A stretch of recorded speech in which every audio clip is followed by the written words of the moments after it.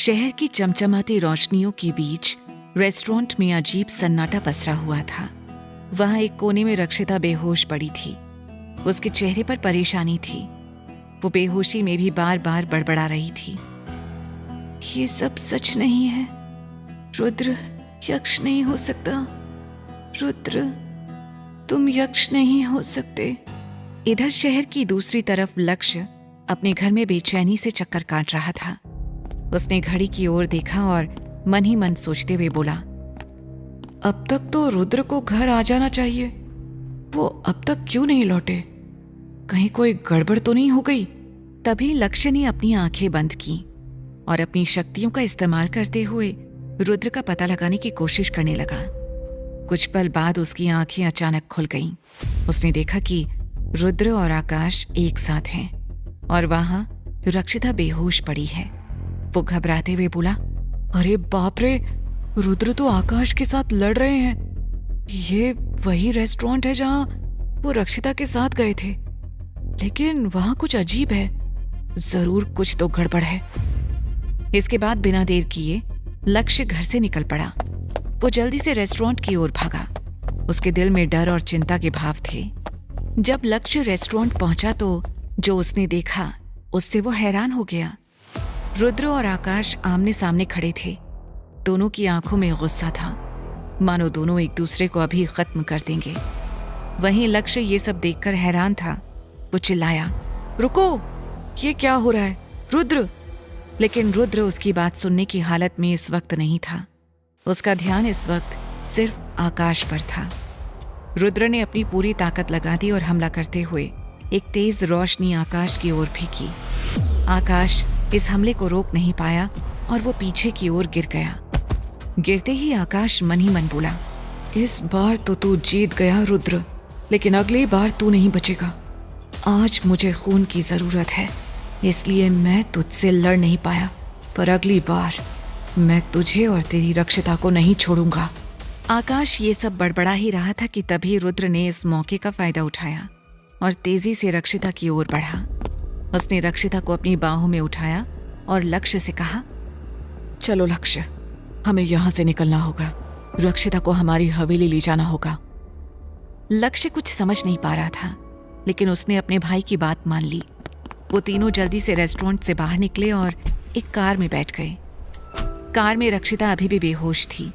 रुद्र ने उसके माथे पर हाथ रखा और बोला, चिंता मत करो रक्षिता, तुम जल्दी ही ठीक हो जाओगी। इसके बाद यक्ष रक्षिता से बात करने के लिए उसके सपने में चला गया। रक्षिता एक सुंदर बेड पर बैठी थी जो एक गार्डन के बीच में था। वहां चारों ओर रंग बिरंगे फूल खिले हुए थे कि तभी उसके सामने अचानक एक परछाई आई। वो परछाई धीरे धीरे रक्षिता के करीब आ रही थी। जैसे ही वो परछाई रक्षिता के पास आई, रक्षिता की आंखें बड़ी हो गईं। वो कोई और नहीं बल्कि यक्ष था। यक्ष ने मुस्कुराते हुए कहा, रक्षिता, डरो मत, मैं तुम्हें कोई नुकसान नहीं पहुंचाऊंगा। रक्षिता ने डरते हुए उसे देखा। तभी यक्ष ने उसके करीब आते हुए जवाब दिया, रक्षिता, मैं कोई बुरा यक्ष नहीं हूं। मैं बस तुम्हें उस आकाश से दूर रखना चाहता हूं। वो तुम्हारे लिए बहुत खतरनाक है। रक्षिता को कुछ समझ नहीं आ रहा था। वो बोली, लेकिन आकाश तो एक समय मुझसे प्यार करता था, वो मुझे कैसे नुकसान पहुंचा सकता है? तभी यक्ष ने रक्षिता को समझाते हुए कहा, यह सच नहीं है रक्षिता, वो सब आकाश का एक नाटक था।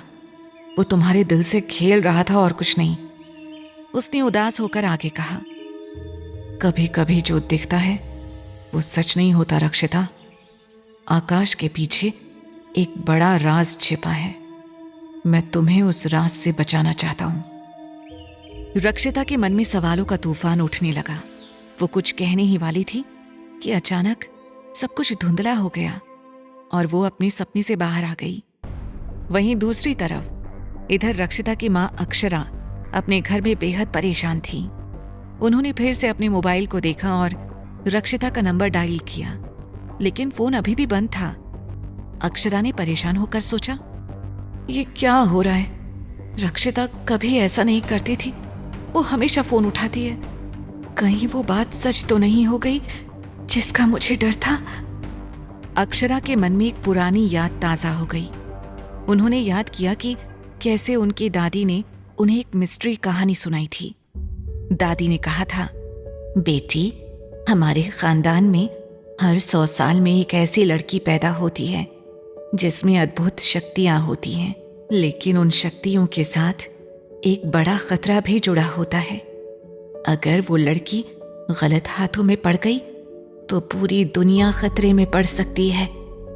अक्षरा ने उस समय इस बात को मजाक में लिया था, लेकिन आज उन्हें लग रहा था कि शायद उनकी दादी सही कह रही थी।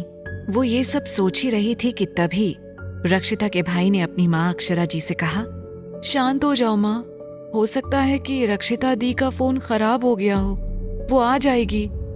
इधर रुद्र, लक्ष्य और बेहोश रक्षिता उनकी पुरानी हवेली पहुंच चुके थे। रुद्र ने रक्षिता को एक कमरे में लिटा दिया और लक्ष्य से कहा, तुम यहीं रुको और रक्षिता पर नजर रखो, मैं अभी आता हूं। तभी रुद्र को रोकते हुए लक्ष्य ने पूछा, रुद्र, ये सब क्या हो रहा है? आखिर ये आकाश रक्षिता के पीछे क्यों पड़ा है, और वो आखिर चाहता क्या है? रुद्र ने गहरी सांस ली और लक्ष्य से कहा, हाँ लक्ष्य, ये एक लंबी कहानी है, लेकिन मैं तुम्हें ये बता सकता हूँ कि शायद रक्षिता कोई नॉर्मल लड़की नहीं है। उसमें कुछ खास शक्तियां हैं जो बहुत खतरनाक हो सकती हैं, और आकाश रक्षिता की उन शक्तियों का गलत इस्तेमाल करना चाहता है। लक्ष्य हैरान होकर बोला, लेकिन आपको ये सब कैसे पता चला? लक्ष्य की बात सुनकर रुद्र ने कहा, मैं तुम्हें सब कुछ बताऊंगा लक्ष्य, लेकिन अभी नहीं। फिलहाल हमें रक्षिता की सुरक्षा पर ध्यान देना होगा। मुझे लगता है कि आकाश फिर से रक्षिता पर हमला करेगा। तभी लक्ष्य ने कहा, आप रक्षिता का ध्यान रखिए, मैं इस आकाश का सच पता करता हूं। इतना कहकर लक्ष्य कमरे से बाहर चला गया। वहीं रुद्र रक्षिता के पास बैठ गया और उसके होश में आने का इंतजार करने लगा। कुछ घंटे ऐसे ही बीत गए। रक्षिता को धीरे धीरे होश आने लगा। उसने धीरे धीरे अपनी आंखें खोली और चारों ओर देखने लगी। मैं कहाँ हूं? रक्षिता ने कमजोर आवाज में पूछा। रुद्र ने उसे पानी का ग्लास दिया और कहा, घबराओ मत रक्षिता, तुम सेफ हो। यह हमारी पुरानी हवेली है। रक्षिता को कुछ याद आने लगा। आकाश वो रेस्टोरेंट में था, उसने मुझ पर और तुम पर। रुद्र ने उसे शांत किया और संभालने लगा और प्यार से बोला, हाँ, लेकिन अब तुम सेफ हो। मैं हूं ना, तुम्हारे सामने रुद्र है, तुम्हें कुछ नहीं होगा।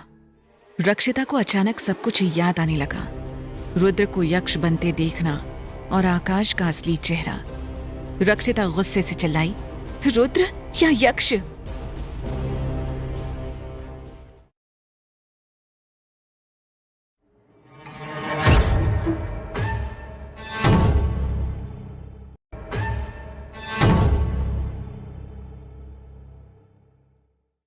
शहर की चमचमाती रोशनियों के बीच रेस्टोरेंट में अजीब सन्नाटा पसरा हुआ था।